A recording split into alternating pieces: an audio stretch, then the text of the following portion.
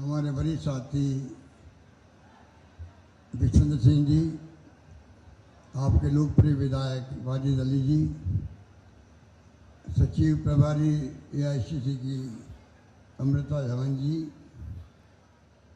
हमारे मंत्रिमंडल के साथी पेड़ोड़ी के मंत्री भजनलाल यादव जी, टीकाराम जूरी जी, सवाई गर्ग जी, हमारे बहुत ही वरिष्ठ नेता अमीन खान साहब ट्रेड शिव से आए यहाँ पर नगर। अमीन साहब का विशेष प्रेम रहा वाजिद अली से। जब कभी मेरी बात हुई पिछले 4 साल में तो मुझे हमेशा कहा कि आप वाजिद अली का ध्यान जरूर रखिएगा। वो अमीन साहब यहाँ खुद आए हैं। दीपचंद खैरिया जी हमारे वरिष्ठ नेता हैं, मेरे आदरणीय हैं। लाखन मीणा जी और जोगिंदर अवाना जी, ये तो हमारी सरकार बचाने में मुख्य भूमिका अदा करने वालों में है। संदीप यादव भी है उसके अंदर ही। जुबेर खान हमारे बहुत बड़ी साथी है। अभिजीत यादव जी मेयर है भरतपुर के। हाजी शेर मोहम्मद जी, अवधेश बैरवा जी, सम्मानित मंच और उपस्थित माताओं बहनों नौजवान साथियों बुजुर्ग हैं। मुझे बहुत खुशी है कि आज वाजिद अली ने सीकरी के अंदर आप सबको दावत दे करके जो माहौल बनाया है, ये ठीक कहा गया कि नगर के इतिहास में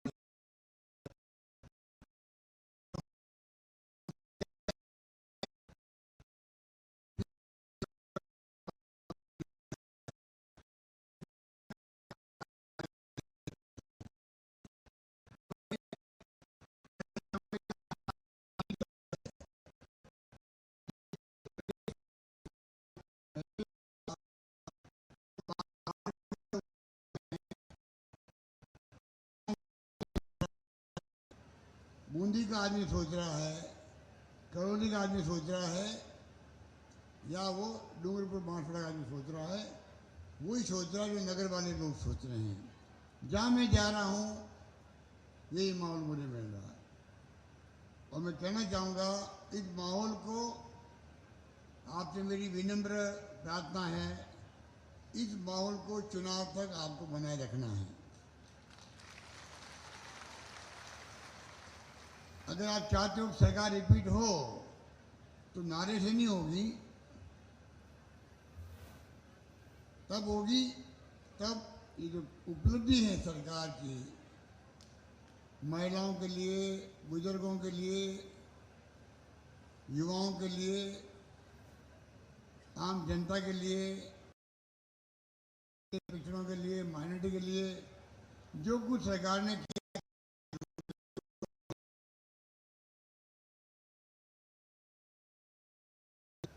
उनका जो है जनता में एक मैसेज है। तो चुनाव आते आते आप देखते हैं जिस प्रकार की देश में राजनीति चल रही है वो बहुत खतरनाक है।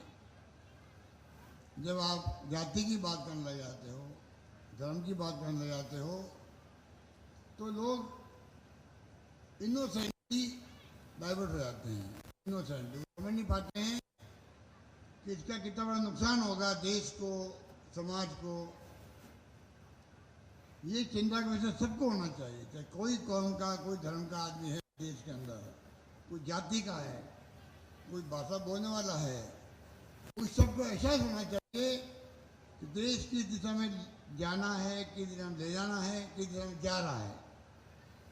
लोकतंत्र की स्थिति क्या है। आज जो ताकत जो है सरकार की, वो income tax, ED, CBI, judicial दबाव, ये लोकतंत्र में अच्छी बातें नहीं है। लोकतंत्र में डॉक्टर अंबेडकर ने जो संविधान दिया है, गांधी जी की सानिध्य में पंडित नेहरू, चाहे वो सरदार पटेल, चाहे मौलाना अबू कलाम आज़ाद, बड़े बड़े नेता सोच समझ के जो उस समय फैसले किए थे लोकतंत्र की जमहूरियत के लिए, वो जमहूरियत मजबूत रहे, ये हमारा प्रयास होना चाहिए। तब जाकर के ये देश एक रहेगा, अखंड रहेगा। वरना देखिएगा, इंदिरा गांधी की जान चली गई। इंदिरा गांधी को दुश्मनी थोड़ी थी किसी से, ना कोई खेत का झगड़ा था उनका। इंदिरा गांधी महान नेता थी, प्रधानमंत्री के रूप में काम कर रही थी, और उनका सीना छल्दी कर दिया गया। तो खालिस्तान नहीं बनने दिया, देश को टूटने नहीं दिया। राजीव गांधी शहीद हो गए देश के लिए। आप सोच सकते हैं जिस प्रकार का माहौल। रशिया देखिए, हमारा मित्र राष्ट्र था, आज यूक्रेन उसी का पार्ट था। आपस में झगड़ा हो रहा है, टूट गए, बिखर गया रशिया। आज अनेकता में एकता वाला मुल्क हमारा है। ये कांग्रेस पार्टी की नीति है, उसके कार्यक्रम के सिद्धांतों का परिणाम है। आज़ादी के पहले या बाद में जो जिस प्रकार से निभाया है देश को, सबको एहसास करवाया है देशवासियों को, चाहे वो कोई भाषा बोलने वाला, तमिल हो, तेलुगु हो, मलयालम, पंजाबी, मराठी, बंगाली, कोई हो, कोई धर्म के लोग, हिंदू, मुस्लिम, सिख, ईसाई, फारसी, जैन, कोई हो, हजारों जातियों के लोग रहते हैं। उन सबको एहसास करवाया कि ये देश आप सबका है, तब जाके देश एक व अखंड रहा है। ये नहीं भूलना चाहिए। जिस प्रकार की राजनीति हो रही है, उसे बचना चाहिए। कब तक करेंगे, कब तक करेंगे? ठीक है, एक बार जीत गए, दो बार जीत गए, चॉइस पे मालूम पड़ जाएगा क्या होगा। कर्नाटक में एक झलक मिल गई उनको भी। धर्म के नाम पे राजनीति करने की कोशिश की प्रधानमंत्री ने खुद ने। कर्नाटक की जनता ने चलने नहीं दिया। ये माहौल राजस्थान के अंदर है, ये माहौल मध्य प्रदेश के अंदर है, ये माहौल छत्तीसगढ़ के अंदर है। सब जगह आप लोगों के आशीर्वाद से, दुआओं से कांग्रेस की सरकार बनेगी, और इनको मालूम पड़ जाएगा कि आपने जो गुमराह किया देश को, वो देश गुमराह होने वाला नहीं है। समझ गया आपकी चालों को। आप लोग बहुत घमंड करते थे, चाल, चरित्र, चेहरा हमारा अलग है। वो चाल भी सामने आ गई, आपका चरित्र भी सामने आ गया, और आपका चेहरा भी सामने आ चुका है, देश के सामने आ चुका है। इसलिए मैं कहना चाहूँगा कि बहुत बड़ी मीटिंग है जो आप कर रहे हो। इतने लोग आ रहे हो कि टेंट बड़े लगवाने पड़ रहे हैं। अभी मल्लिका मुझे कह रहा था, वहाँ एमएलए बाड़ी का साहब की, मैंने टेंट को दुगना कराना पड़ा भीड़ देख करके। ये स्थिति बन गई है। क्यों बन गई है? इसलिए जनता समझ गई है। और राहुल गांधी आए थे राजस्थान में भी, क्या मुद्दे थे? महंगाई का मुद्दा था, बेरोजगारी का मुद्दा बहुत बड़ा मुद्दा है। 2 करोड़ रोजगार देंगे प्रधानमंत्री बोलते थे 14 में, बोलना बंद कर दिया। काला धन लाएंगे, जिक्र नहीं होता है। लोकपाल कानून बनेगा, कोई जिक्र नहीं हो रहा है। आरएसएस, बीजेपी ने किस प्रकार से यूपीए गवर्नमेंट को बदनाम किया। 2G स्पेक्ट्रम, कोलगेट, लोकपाल, कोई जेल में गया आज तक? क्या हुआ 2G स्पेक्ट्रम का? क्या हुआ कोलगेट के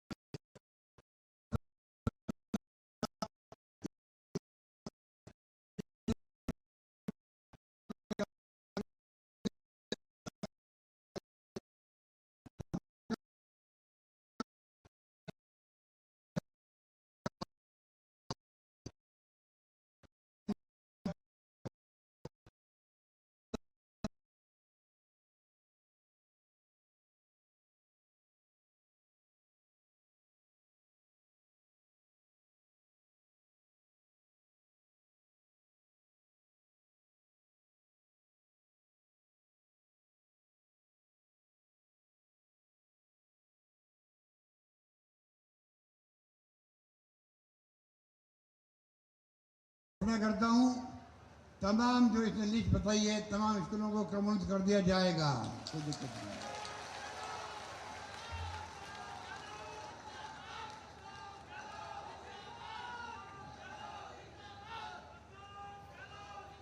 और क्योंकि शिक्षा का मामला है, शिक्षा हमारी प्रायोरिटी पर है, शिक्षा और स्वास्थ्य प्रायोरिटी पर है। और शिक्षा अगर इनके और ज़्यादा गांव में अगर कहीं पर लगेगा स्कूल खोलना बाकी है प्राइमरी, तो नई प्राइमरी खोलने में मुझे कोई दिक्कत नहीं आएगी। जो मांगेगा मैं इनको दे दूंगा वाजिद अली को, प्राइमरी स्कूल कोई दिक्कत नहीं है। शिक्षा मंत्री जी रहे हमारे दोतासा जी, एक नया प्रयोग किया अंग्रेजी स्कूल का, एक क्रांतिकारी कदम है, क्रांतिकारी।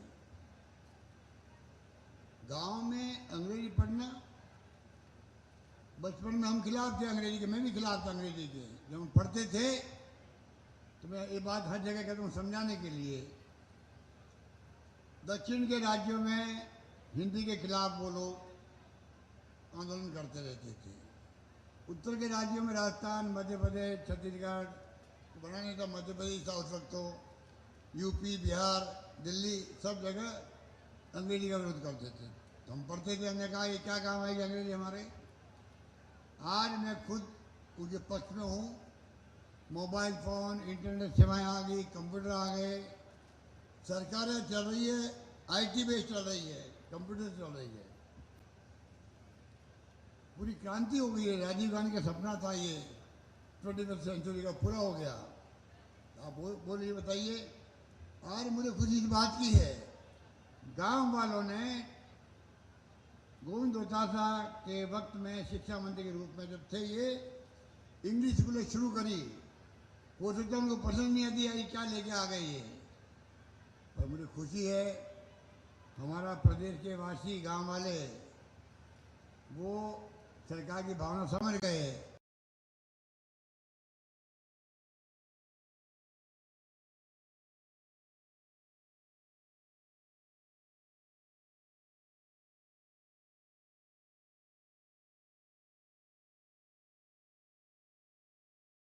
पढ़ रही है एडमिशन के लिए कि लॉटरी खोलनी पड़ रही स्कूलों के अंदर कि सबका नाम आ नहीं पा रहा है।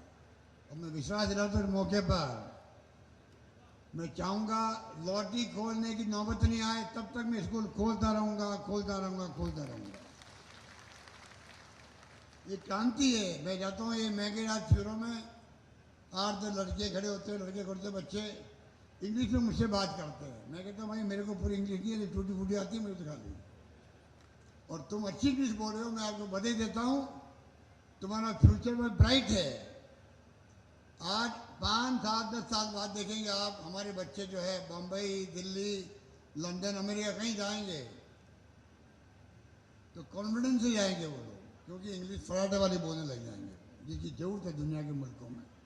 जाते हैं तो इंग्लिश जानते हैं वो लोग, पूरी दुनिया में इंग्लिश लैंग्वेज कॉमन लैंग्वेज है।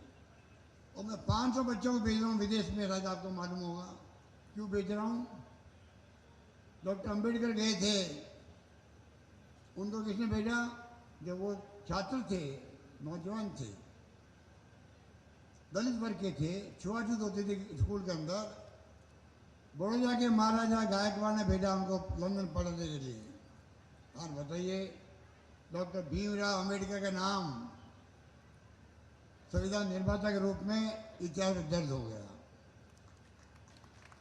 मैं चाहूँगा हमारे बच्चे जो है, आने वाली जनरेशन, जो बच्चे जा रहे हैं, ये बच्चे आने वाले वक्त में, अगर अमीर का बच्चा जा सकता है तो गरीब के बच्चे के पास फीस नहीं है जाने की, किराया नहीं जाने का, अमेरिका, इंग्लैंड, ऑस्ट्रेलिया या कनाडा, कैसे जाएगा?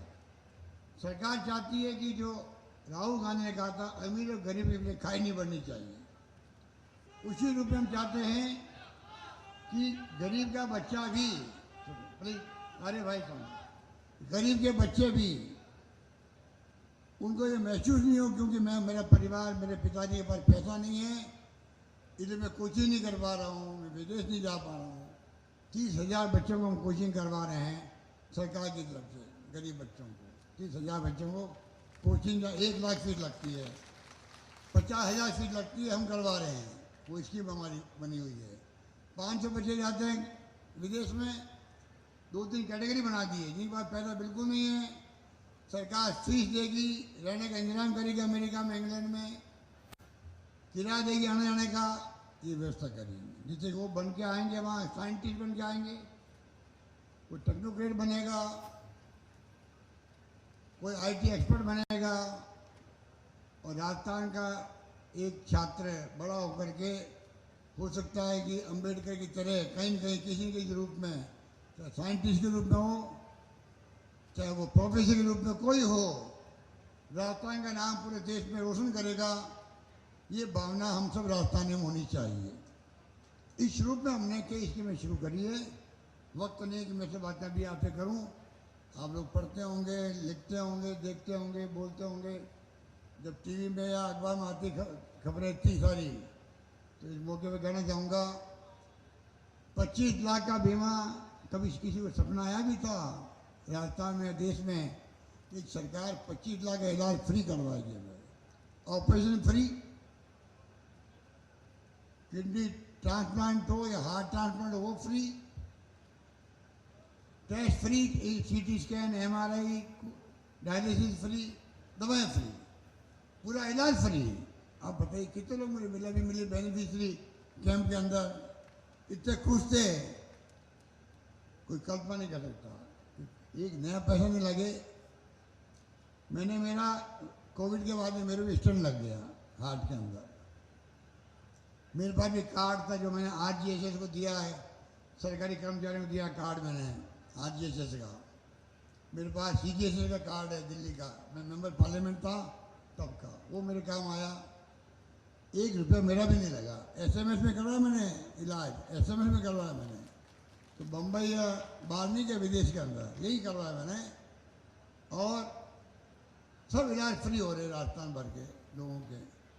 और हमने एक और इसकी बना दी है, अगर कोई भाई उसका विश्वास बम्बई में है, चेन्नई में है, बेंगलोर में इलाज करवाने का, तो जितना पैसा हम राजस्थान में दे रहे हैं उसको पैकेज, किडनी ट्रांसप्लांट हो, चाहे वो लीवर ट्रांसप्लांट हो, हार्ट ट्रांसप्लांट हो, उतना पैसा उसको हम लोग, अगर उसके बाद एक्स्ट्रा पैसे हैं, उसको विश्वास अगर चेन्नई में है डॉक्टर पर, तो हम बीच में नहीं आना चाहते उस विश्वास के, हम अलाउ करेंगे उसको भी, तुम चेन्नई जाके इलाज करो, डॉक्टर से, खुद के डॉक्टर से करवाओ, पैसा हम देंगे जो हमारे पैकेज के अंदर, वहाँ देंगे पैसा आपको। इस प्रकार से हमने शानदार स्कीम बनाई है। और ऊपर से आपको मालूम है right to health act doctor Manmohan Singh, Sonia Gandhi ने बनाए थे। 4 कानून बनाए थे, आरटीई, आरटीआई, नरेगा, और 2 रुपये किलो गेहूँ, 3 रुपये किलो चावल, फूड सिक्योरिटी एक्ट बनाया। 4 कानून पार्लियामेंट के बने। ये कानून हम स्वास्थ्य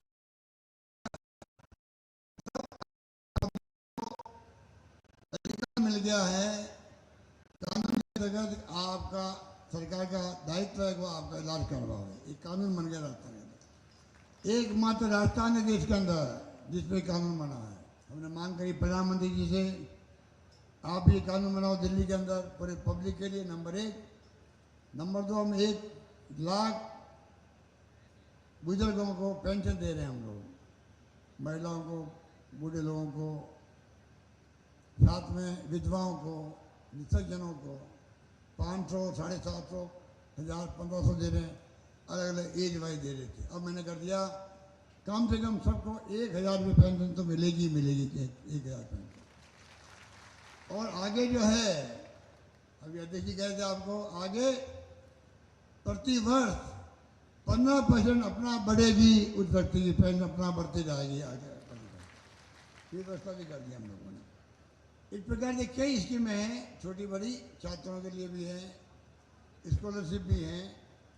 कृपा करके आप एक ही बात में कह के अपनी बात समाप्त करता हूँ। इसके में तो 500 रुपये सिलेंडर दे रहे हैं हम लोग। 100 यूनिट बिजली फ्री का मतलब आप यहाँ बैठे हुए हो, लगभग सभी लोगों का बिल 0 आएगा, 0 बिल आएगा। बिजली का बिल आएगा ही नहीं आपके, 0 बिल आएगा। 2000 यूनिट आएगी, किसानों के लिए फ्री कर दिया उनको भी। 15 लाख लगभग किसान हैं, उनका बिल 0 आएगा खेती के अंदर। जो पंप लगाएंगे 15 हॉर्स पावर तक का फ्री आएगा। गायों का बीमा करते हैं, गाय भैंस का आगे के लिए। और लंपी रोग में गाय मर गई कोई, मुझे पता नहीं यहाँ लंपी रोग आया नहीं आया था। बहुत कुछ लोग, कम लोग हैं, तेरे उधर भी कम होंगे। अगर कोई लंपी में गाय मरी है, बीमा तो अब करे आगे के लिए, तो जो गाय मर गई है उन गायों को कल मैं जाके जयपुर के अंदर, जैसे मैंने अभी 5-6 दिन पहले एक बटन दबाया था, बटन दबाते ही तमाम महिलाओं को, 14 लाख महिलाएं जो बैठी हुई थी पूरे राजस्थान में, बटन दबते ही सबके खाते में 3-4 मिनट के अंदर 500 रुपये सिलेंडर वाली स्कीम है, उसके 640 रुपये उसको वापस उसके खाते में आ गए, बैंक खाते में आ गए थे बटन दबते ही। कल बटन दबाऊंगा मैं आंकड़े में भूल गया हूँ कितना है, पर 140 करोड़ के अलग में होगा पैसा मेरे ख्याल से। 30-40 हज़ार गायें होगी, 40-45 हज़ार जो मर गई है लंपी रोग से। ये बीमारी बीमारी आई थी अपनी कोरोना की, उसी ढंग की बीमारी आ गई गायों के अंदर आ गई। इसलिए गाय हिंदुस्तान भर में मरी है। सुप्रीम कोर्ट को कहना पड़ा केंद्र सरकार को, इनको पैसा मिलना चाहिए। हमने तो उससे पहले ही, सुप्रीम कोर्ट ने बाद में कहा, हमने पहले ही मेरे बजट में घोषणा कर दी, प्रति पशुपालक को जिस गाय मर गई है, एक गाय का मैं 40,000 रुपये दूंगा उसको, मेरे को नहीं, वापस गाय खरीदने के लिए दूंगा। कल मैं बटन दबाऊंगा, लगभग 140 करोड़ रुपये 3-4 मिनट में ही, बल्कि 2 मिनट में, क्योंकि संख्या कम है, 14 लाख औरतें थी, ये तो हजारों में ही है, इन सब के खाते में 40-40 हज़ार रुपये पहुँच जाएंगे, कल 3-4 मिनट में पहुँच जाएंगे। इस प्रकार से सारा काम IT में चल रहा है। इसलिए मैं आपको कहना चाहूँगा, इतने बातचीत ने स्कूल की बात करी है, और कोई अवाना साहब ने कहा मेरे कोई तहसील पता नहीं क्या बोल वो तहसील, ये जो आप मुझे कहोगे सब हो जाएगा। मैंने क्या रखा है, तुम मांगते मांगते थक जाओगे,